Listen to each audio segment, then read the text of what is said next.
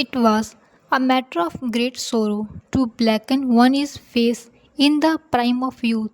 This is time when every girl wants to look beautiful, but to save herself from the lustful beasts in this world, the princess thought this was the right thing to do, and what else could the poor girl think about? So she lost interest in this world when she couldn't save herself from her own father in her own house. Now she was out of the house in the open world where there were such wolves who were always on the lookout to tear and eat anyone. With this thought in mind, with a heavy heart, Princess Tara smeared her entire body with soot in such a way that no one could tell by looking at her whether it was her real form or a smeared with soot. She now looked like a ugly woman from top to bottom. When Princess Tara saw her reflection in the water with this disguise, she couldn't recognize herself. Now, when the princess was completely sure that no one could would be able to recognize her, now she is not in any danger from anyone. So she decided to go to her in-laws. The princess thought that it is better to go to Pratapgarh instead of wandering somewhere else. At least she will see her husband there every day. Now, who else does she have in this world except him? Yes, this is good idea. This way I will be able to stay with him and also serve my family and no one will know who I am and neither will I have to tell this disgusting truth to anyone. With these thoughts, the princess was moving fast towards her in-laws, Pratapgarh. Then she saw a carriage driver on the way. Princess Taravati sat in his carriage in exchange for some money. By evening, Princess Taravati reached Pratapgarh.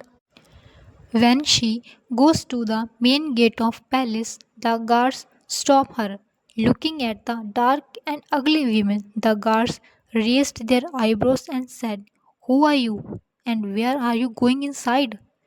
Hearing the guards, Princess Tara replied that she was a poor woman who had wandered from door to door and had come from a faraway palace only to meet the king. Seeing her condition, the guards standing on the guard of the palace threatened her and drove her away from there. Princess Tara's heart was crying loudly.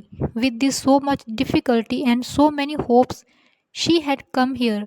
Princess Tara was so sad that she was thinking of giving up her life by jumping into a well. Then she thought that she would not give up her life by like this without making her last attempt. She stopped at an inn in a Pratapgarh. She decided that tomorrow morning she would try to meet her father in law, the king, again. As soon as the morning comes, Princess Tara again tries to meet the king, but just like yesterday evening, the guards chase her away from there. Finally, the princess decided that she will wait for the king outside the palace. The princess who rules the palaces like a beggar sits at the main gate of the palace from morning till evening waiting for the king to come out and tell him what is in her mind. 3 days passed like this for the poor princess. She comes in the morning and sits at the gate of the palace. She waits for a glimpse of the king the whole day, and in the evening, tired and sad, she returns to the inn. But she didn't lose courage. Today was her fourth day when the poor girl was sitting at the gate of the palace with a sad mind. Just then, the main gate of the palace opens, and King Dharmpal comes out of palace riding on a horse. On seeing the king, Princess Tara quickly stands in front of his horse and says, "O King Maharaj, I have been waiting for you for a long time. I want to talk to you about something." Seeing the girl suddenly coming in front of the horse, the king become a little uncomfortable and asks, "Who are you?" Before Princess Tara could say anything, the guard standing at the door said, "Maharaj, this is some mad girl who has been insisting to meet you for few last days. We have chased her away many times, but still she come here every day. Then Princess Tara said, "Forgive me, Maharaj. I'm not mad. I'm a poor woman who has come to meet you with great hope. Listen to the princess." The king said, "Listen, girl, right now I'm going out for some important work. You came to royal court tomorrow at the same time. Tomorrow no will stop you from coming inside." Saying this, King Dharampal leaves from there. On getting assurance from the king, the princess goes back to the inn. The next day, as per the king's instructions, when Princess Tara comes to meet him, the guards let her go inside without any hindrance. As soon as she came inside the palace, Princess Tara's eyes were searching for Prince Abhimanyu everywhere, but she could not see him anywhere. The princess goes to Rajya Sabha. When she comes to Rajya Sabha, all the members of the Rajya Sabha were staring at her with strange eyes, seeing a dark, ugly woman. Princess Tara goes to King Dharampal and greets him with folded hands. Seeing Tara, Dharampal said, "Hey, you are the same girl who stood in front of my horse at the palace gate yesterday. Tell me, why did you want to meet me?" Hearing the king's words, Princess Tara said, "King, my name is Chanda. I have come to you from a nearby kingdom with great hope. I had heard a lot about you, that you are very noble and kind.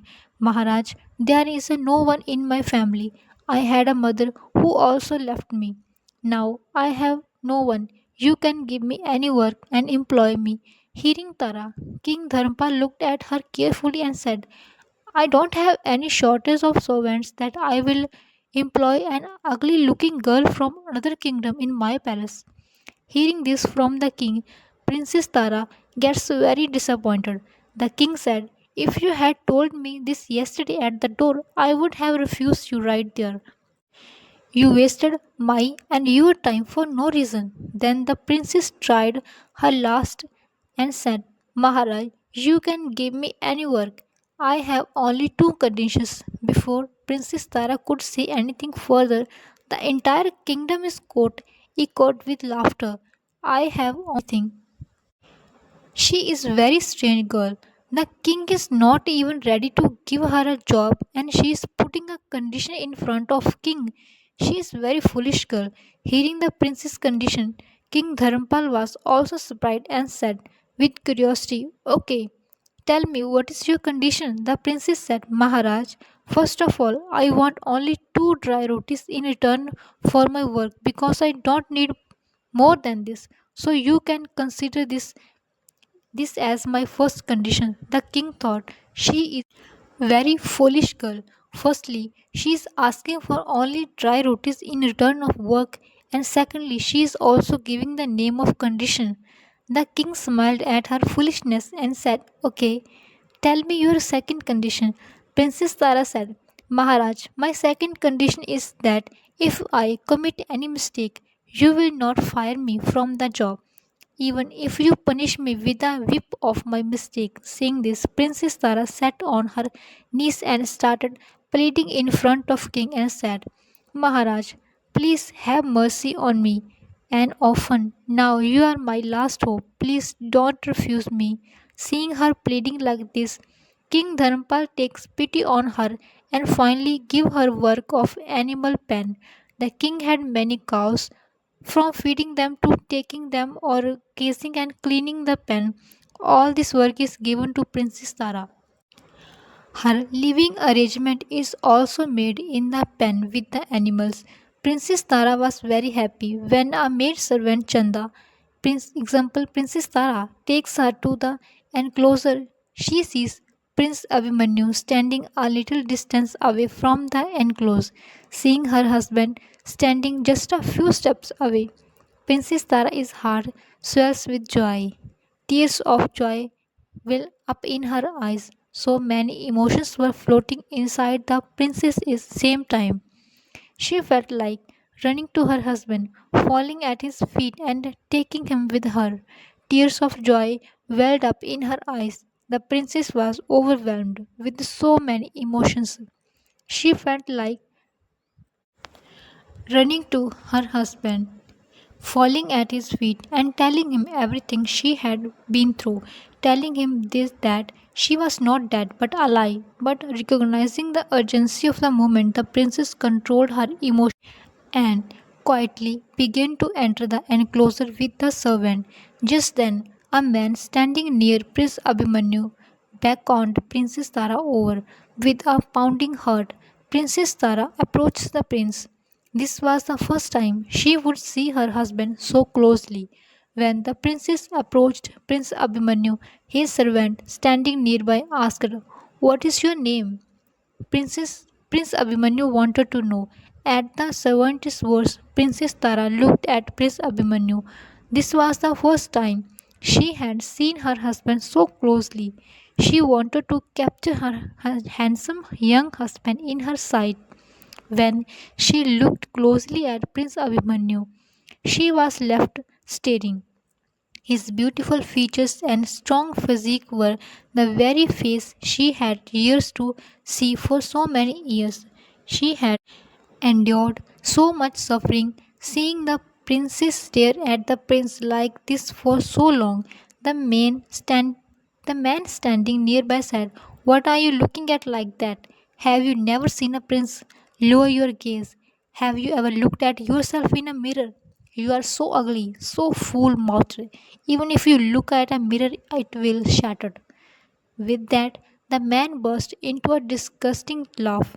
Poor Princess Tara was overcome with shame. Prince Abhimanyu enlarged enraged by the man's action and said, "If she is ugly, dark, and ugly, what is the poor girl's fault? You fool, this is God's creation. He makes some people different and other different. Mocking someone's appearance is insulting God." Listen to Prince Abhimanyu. The man standing nearby would be left speechless. When the princess standing nearby heard the prince's words, her respect for him increased exponentially. She was proud to be life partner of a man with such good thoughts and such beautiful idea. Princess Tara looked shyly at the prince. Looking at her, she said, "Yes, my name is Chanda." The prince said, "Okay, Chanda, now you go." The princess returned to the barn and, and engrossed herself in her work. Days passed like this. Due to the princess's careful care, the cow's milk production increased. All the cows now looked more beautiful, clean, and healthy than before. Princess Tara performed every task she was assigned with full dedication. Gradually, even those who once hated her began to respect her. The king now entrusted her with other tasks outside the barn. The princess performed every task with complete dedication. She always longed for a chance to see Prince Abhimanyu. The day she finally saw him was a day filled with joy. As time passed, Princess Tara's days were also passing quite well. Was deeply worried about the princess's disappearance. He couldn't even file a missing report because he had declared her dead. With each passing days, the king became more and more worried. For Rampal, it would have been like a terrible year spent in a hell. He would constantly regret his actions. The king was now disgusted with himself. Now King Rampal couldn't find anyone worse than himself in the entire world. He left as if he was most wicked and despicable person in the entire universe, and this was true. King Rampal would stay awake all night and lash out at himself. Now his only purpose in life was to find Princess fell at her feet and begged for forgiveness. If he could do this in his life, his soul great peace would find great peace and at least die peacefully. Otherwise, even after death, he would continue to burn in the fire of this disgusting thought and crime. King Rampal's days were spending burning in the fire of these thoughts. Meanwhile, King Dharampal again set about finding a suitable bride for his son, Prince Abhimanyu, as the news of Princess Tara's death had been known for over a year. It had happened. In such a situation, King Dharampal wanted to get his son Abhimanyu married again. When Prince Abhimanyu received this news, he went to his father, King Dharampal, and said, "Forgive me, father, but marriage and love happens only once in a person's life. It has happened in mine. Even though I haven't spent time with Princess Taravati, I still love her. There must be something wrong with me. That is why she left me, and what guarantee is there any my second wife will be alive after my second marriage? So father, I will not marry again." But King Dharampal was unmoved by the prince's words. He continued his search when words reached Princess Tara that her husband loved her so much that he didn't even want to marry again. She was overcome with emotions.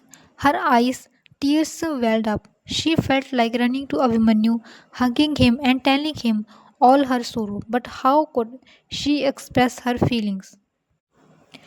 How could she tell her story to Abhimanyu? How could she tell him how despicable and disgusting his father was? As soon as this thought crossed her mind, the princess could not move forward. The poor woman sat quietly in a corner, crushing her faith with tears in her eyes. Days passed, days passed, days passed. Finally, King Dharampal found a girl for Prince to marry. When Prince Abhimanyu found out, he protested profoundly. But King Dharampal ignored her and finalized the marriage. When this news reached Princess Tara, her face was filled with mixture of helplessness and anger.